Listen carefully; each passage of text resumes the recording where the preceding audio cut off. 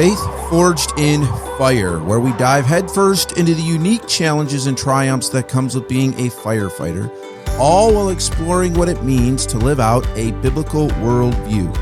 Join us as we find hope, perseverance, and faith in the midst of the heat and chaos.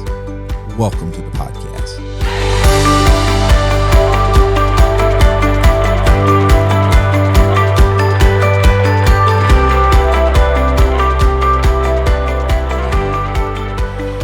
All right, guys, welcome back to the podcast. I think we got a little bit of a theme going this month. If you haven't noticed, something we kind of like to do is, obviously, we want to talk biblical things. We're faith forged in fire, but we also enjoy talking fire. And we kind of try to balance that out in the month. So this month is kind of an every other week deal on our topics. But each as is a theme. I don't know that we necessarily planned it that way, but the fire side is probably lends itself more to the volunteer side, which we often don't talk specifically paid on call volunteer. And then the biblical side, the other two episodes are very, they run together well. So we're looking forward to this part as well.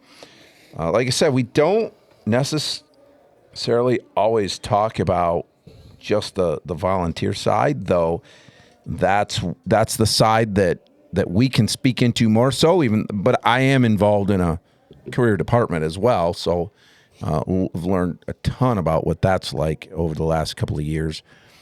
But we are going to lean into that heavily in this episode, and then what would be the last episode of this month, talking about what that's like. And today, really, what I want to do is let's talk through the reality of the life as a volunteer. Now, when we say volunteer, if you're new to listening, there are some departments that are straight up volunteer, and that means they get paid nothing.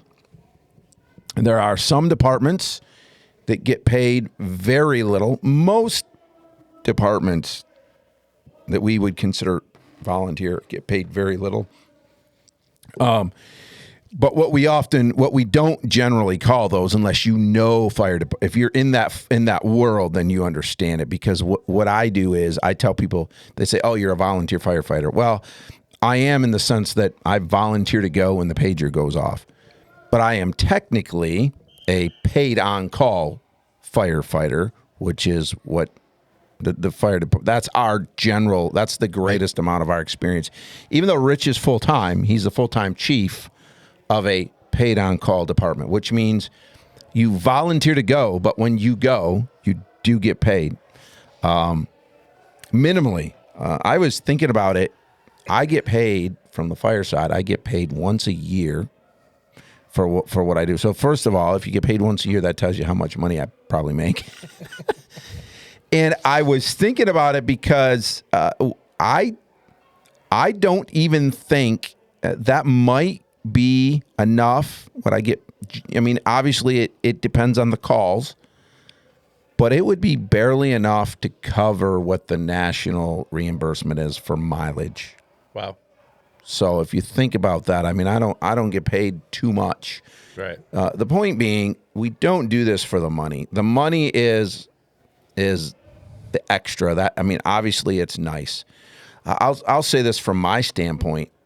The money part of it, and I think Rich is on both sides because he earns his living this way, but he has the rest of the fire department is paid on call, so he tries to he deals in that. So and I know Rich's heart. For me, it's not about the money at all, but when the local government, whether you're township, whether you're a city, village, whatever, when they care enough to pay a little bit better, for me, it's not about the fact that, sweet, I'm making a little more money. It's more the appreciation of thank you for what you do. And I know, I've talked to Rich, and he's tried off, every time when he's trying to get a raise for his people, it's not because they're going to make some massive amount of money off in this.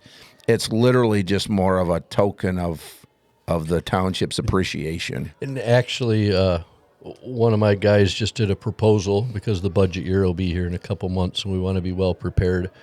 I sat down and looked at it today, and what we're proposing for a future raise next year for the budget of 26 is less than the cost of living Right. raises. Yeah. You know, so I think it took us $1.50 below cost of living compared to what they're making now.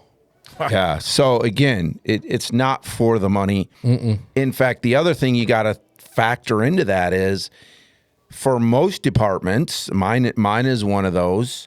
I know yours is a little different because you have the backing of the township for this. But if I go to any trainings, generally I have to pay for that.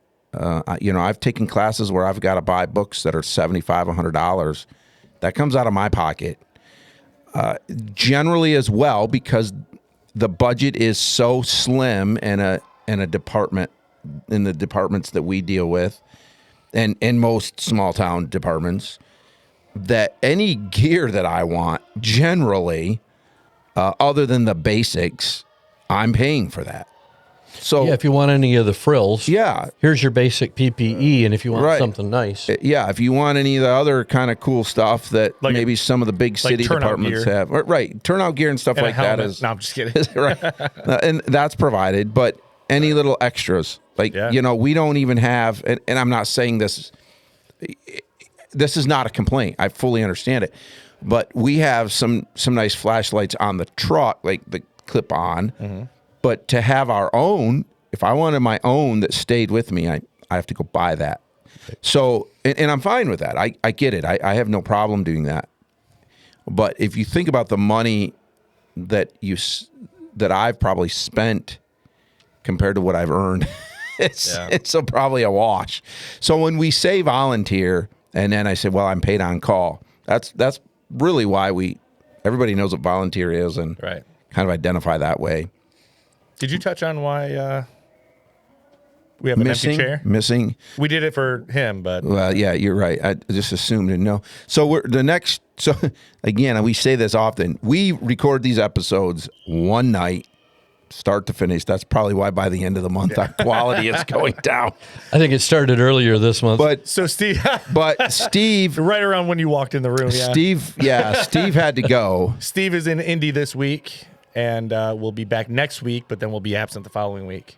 Right. Yeah. And the reality, Thanks, Steve. The reality that really is is confusing. the reality is we recorded the two that Steve Right. cared about first, and then he was like, I don't care about you volunteer firefighters. I'm out of here. Yep. So we'll record the last two, and then we'll switch them around. So if we're referring to last week or this week, and you're like, that was, I don't know what you're talking about, Stay tuned because it won't help any. It won't help you at all next week. Stay tuned because it's not going to get any better. No, it's hard enough to keep up with it when we do them in order on the same night. But when we mix up the recording order, it really messes. Because the way we're recording is week 1, week 3, week 2, week 4. Right. That's how we're recording it. Good luck keeping up with that. Yeah, so and we can't keep up with it. No, so. we can't keep up with it when it's in order.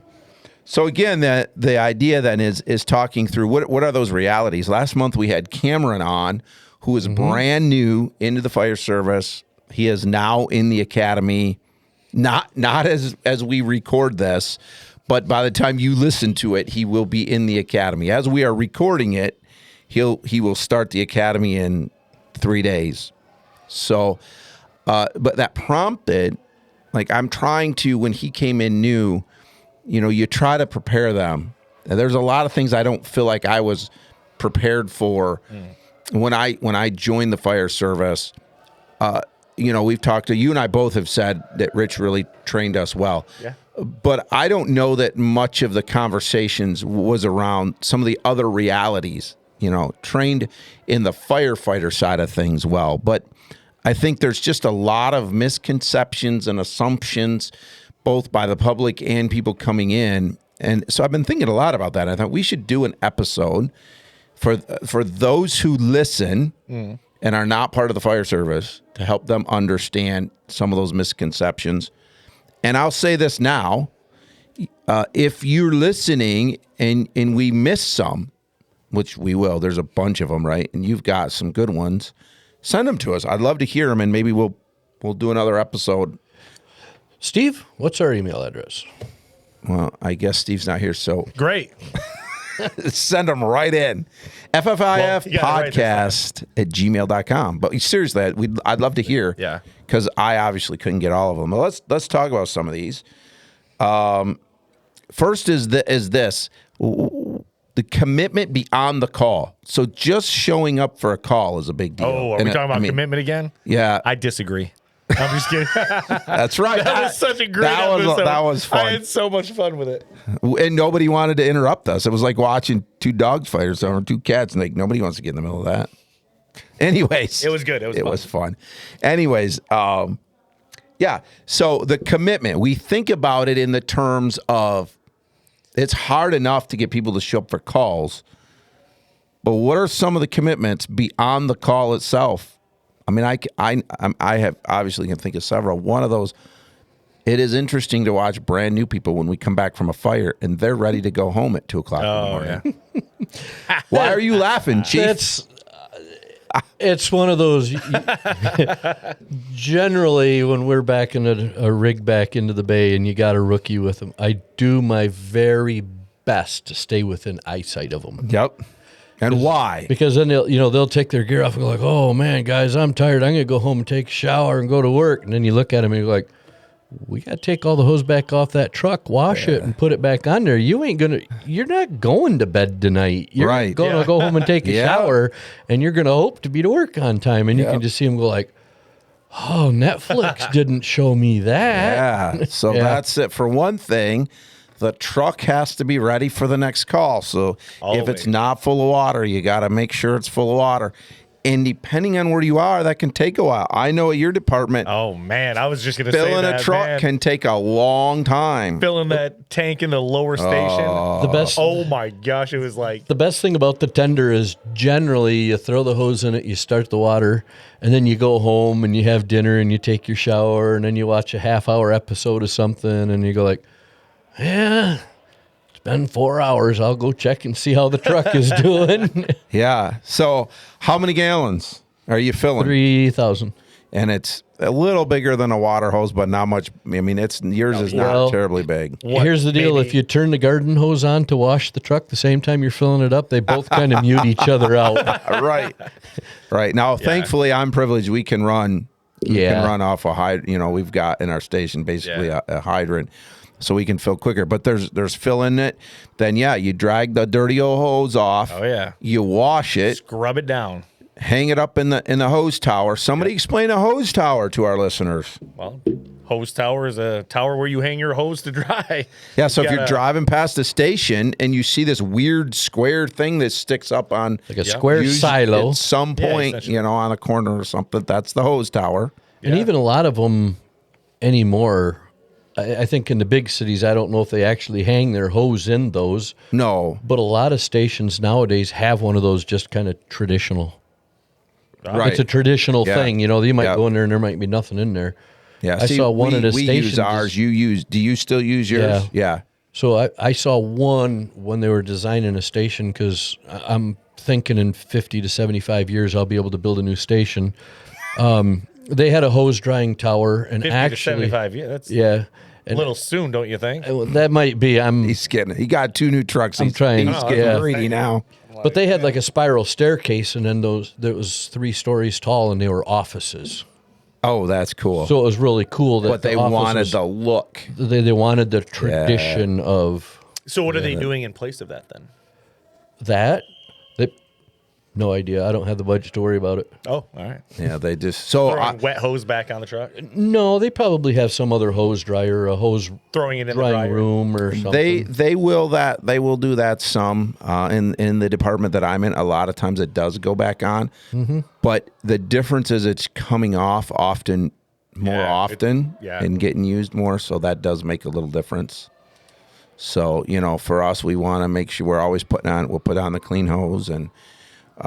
So you figure you pull that off, and a rookie, it probably thinks differently. A rookie is like, woohoo, let's go. Every time I grab a new hose for whatever it is, whether I'm grabbing another link because I need another 50 foot to reach something, whether I'm pulling off another cross lay or the bumper, I'm immediately in my mind going, I'm gonna have to put this back.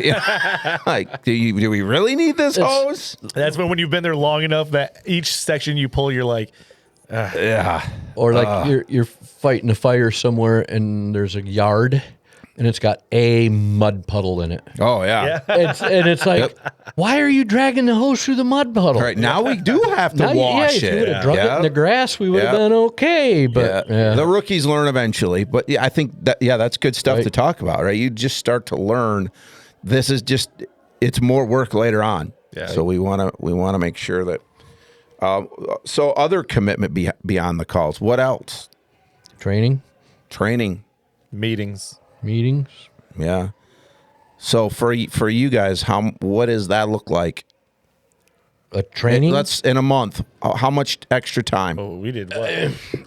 It's scheduled I mean, I know from the answer, but I'm scheduled from 18:30 to 20:30 okay. is what we are Right. twice a month. So that's 4 hours. minimum. But if you're throwing in pump practice and we're at a dry hydrant, then it's normally like, oh man, it's 8:30, and by the time you get the truck taken care of and everything, All that broken hose apart, stuff we just talked about. it's got to come out. Right? That's another thing that people probably don't think about is after training, you're still washing equipment. You're still washing. trucks. Right. Yep. You're still filling tanks. You're still Yep. Right. just like if you were on a scene. Yep. Yep. So And then if there's any extra training that needs to be done, right, or work detail, like we just got that new engine, and we had a group of people coming in quite often and working on the new engine to get that going. or what do you do when you have a mechanical problem and now the truck has to go? I can't tell you how many times I've whether I've driven or followed somebody because we got to take it to the shop. I mean, there's just in my case, I don't get paid for any of that. I do get paid for my training. When we have our meetings, I get paid for those. I don't get paid when I take another class on my own. I've taken classes or 40-hour classes. I bought the book. I mentioned that earlier. I bought the book. I paid for the gas. I gave my time, right? And I'm good with that. I'm not complaining, but we're talking about what are the unseen things. And so now that's 40 hours that I've essentially given to my community. Yeah. So and those are the things people don't notice. And that's where service comes in to community service. Yes. When it comes to that's why you're there, right? Is to serve your community, to serve your neighbors. And, Yes. Those are the unspoken things that people don't realize. It's not just serving them by getting on a truck and running a call. Right, exactly. It's not just responding. It's not just getting up in the middle of the night. It's all the things in between. Yep. And when you're laying in bed at night and you're annoyed because that fire truck went by at 2-3 o'clock in the morning and woke you up, think about this for a minute. Everybody on that engine is most likely they're going to go fight a fire. They're going to cut somebody out of a car. They're going to do whatever they're doing. They're up in the middle of the night to go do that. And then they're going to come back and do all the other stuff, clean up all the equipment. Mm-hmm. Hopefully they have time to go home and get a shower. And then what do they have to do? Go to work. They got to go to their job that pays the bills. Yeah. Right. I mean, there are times when we're up all night and then we got to go to work the next day. Again, stuff people don't necessarily understand. No, and there's always that misconception too about volunteer departments that they're not as professional as full-time departments. That's something I got. That's something we'll hit. Keep going. Can I keep going on? Okay, Keep because going. I think there's two things with it though. There's two things with it. There is some of it's deserved. Some of it is, most of it I would say is not. Some of it's deserved in the sense of the and it was actually in one of the Facebook posts last month that kind of led into the Dead Man Walking episode about that culture that we work where the devil dances. Oh, something like yeah. that. You know what I mean? The We fight what cliches. you fear. Yeah, that kind of stuff. And so that kind of stuff, yeah, that's kind of deserved. But the rest of it isn't. I mean, these guys are going, like in your case, some of that extra training just to make you a better firefighter. Right. that's coming out of your pocket. That is your dedication to serving others. And so where a lot of that misconception comes out of is that they're not as professional, they're not as well trained, they're not as prepared. And they might not be as professional for sure. Well, they might not be as professional, and they may not in the way that they handle themselves. Like how on a from this standpoint here, and here's where when you say that they deserve some of it, if you go past a full sign, if you drive through an accident, or well, not through, you better not be driving through, but if you drive by an accident scene from a full-time city department, I'll say big city. That makes me sound redneck. I don't mean it that way, but a full-time, how many people will you see out there in full PPE? Every one of them. Every one of them. Yeah, a full-time department. Yep. Yeah, and I will guarantee you that's one of the ways you can drive by and know is that a volunteer or a full-time, because you know how you know it's a volunteer? Because they'll be out there in their shorts and cut-off T-shirts with their "I Fight With You Fear" T-shirt on. No, they're going to be in their pants, their bunker pants, and their helmet with a "I Fight What You Fear" T-shirt on. A lot of them don't even put their gear on at all, though. Is my point. Yeah, and it's those things that the city guys will call them, right? They look at the volunteers and go, what a bunch of wannabes. And I would say, yeah, in that case, we have every right. Oh, sure. Well, there's that. Be professional. Yeah, there's that expectation, and maybe that's something that some departments can work on as far as that setting that expectation. Yeah. For their guys to be professional when you're here. Mm-hmm. You are to be professional, and because when you are representing the department, even out in the or rather, when you are out and about in the public eye, you are a representation of this department as a whole. Yep. Just because you mess up, it's not just you messing up. Just because you do something stupid that makes you look bad, it makes all of us look bad because you are a representation of a larger That's team. one of my pet peeves. I was gonna because I know that's where you were gonna go. If I'm at Meijer or something like that and I see one of my people going through the parking lot too fast, I just grinds me. Yeah. Well, so Rich will always talk about this. It's fine. It's just they got their POV and they got the lights on. And he'll say, and they get out with a shirt on. Yeah, that's what he talks about. He talks about the shirt, right? Yeah. Like if you're going to wear the shirt, that's fine, but you better be holding the door open. You better be the most polite person. But he gives them grace by saying if you're going to wear the shirt here, and maybe it's a little different where you are because you're in a township and they come into the city in a sense, you kind of, little bit bigger. We're so small here. Pretty much, if I walk in the grocery store, I don't even have to have my shirt on. Everybody knows I'm a firefighter because we're a small enough town. They all know who I am. Right. So really, it doesn't even matter if you're wearing the shirt. If you're a firefighter in a small town, you just better be professional. Yeah. Make sure even when you're out and about, you are portraying the things that you should. Well, that's the thing, and it's a lot of it revolves around the trust instilled in the department by the community that you are serving. And so you are there, and again, it's not that you're just a representation of the entity as the fire department, but you represent the trust that is put into that fire department by the overall community. And so if that is broken by your actions out and about, even in your personal life, especially in an area where you're wearing the shirt, or even in a community where it's small enough that they know who you are, if you do things in your personal life, and you and I, man, we saw that firsthand with some people on our department. And we lived through that. Can bring the whole station down. Oh, it just about did. And so just what you're doing in your personal life. Just remember that is a reflection of the fire department and the trust that the community has in the fire department. Right. We'll talk about that in the 2 episodes. But look at dig in a little deeper. Like you're driving down the road and say for some reason you're dumb enough to be drinking and driving and you're just the average citizen and you get pulled over. That never makes the news. Right. But if you're a firefighter or a cop happen in our area, and that gets out, it will be so-and-so city firefighter just got caught, so because those newspaper guys. Yeah. I know. They're exactly. jerks. So let's talk about, I wouldn't call those necessarily negative, but that's just reality. Right. One of the things that I love about the fire department and I've said it before on the podcast, I didn't play sports, so I didn't have any of that brotherhood side of things. But just that experience of the brotherhood, there's this bond that even if you don't even if it's not maybe somebody that you would normally interact with outside of the fire service, because of that, especially for the people who show up, they have your back, they work with you. I mean, in any volunteer fire department, you got what we always call the T-shirt firefighters. Oh yeah.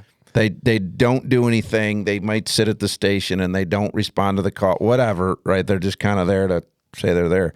But of the group that's in, there's a bond because of the things that you experience together, because you know they've got your back. And the uniqueness of that is, again, you look at the what we would call, for the sake, the big city. Those guys are coming in from everywhere. Even when they live in the city that they serve in, they don't see each other. In our little town, I pass these guys I see these guys every day. Yeah. Even if it's just passing them in the car, you bump into them in the store, and there's this camaraderie and this bond that you have because you're doing the same things together. And part of it is in this world, you have to be able to flip a switch right now. In a full-time department, when you're on shift, your brain is engaged. Mm-hmm. When you're home, you're home. For us, you can be doing anything and the pager goes off and the brain now engages. Right. And then you also have to be able to turn that off and come back to whatever you're doing. Yeah. For instance, Sunday, it'd been a long day. I'd been up early. I preached. I taught Sunday night. Like, a long day. I no more than get home when we get a call. Now what happens? First of all, I'm tired. I'm exhausted from my day job, if you want to say it that way.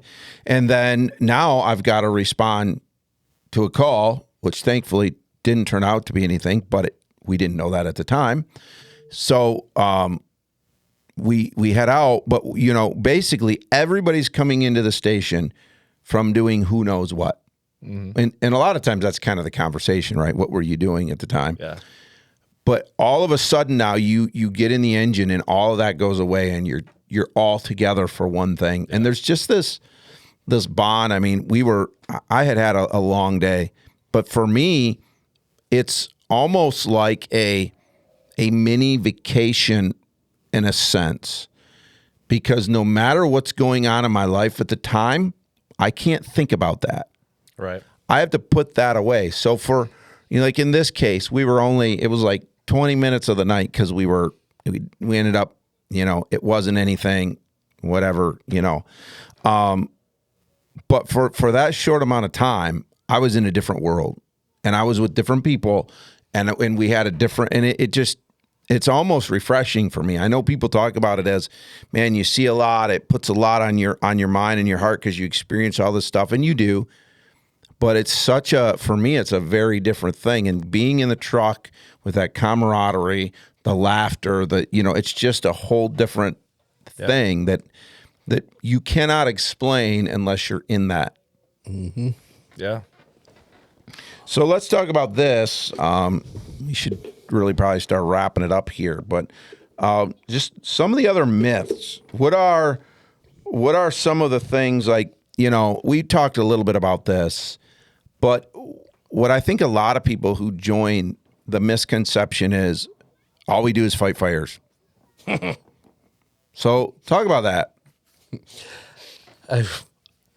Had it not been for the accident, I was going to print our statistics off. So we ran a whopping 555 calls last year, which is the best year we've ever had. And off the top of my hat, about 500 of those were medical related. Okay.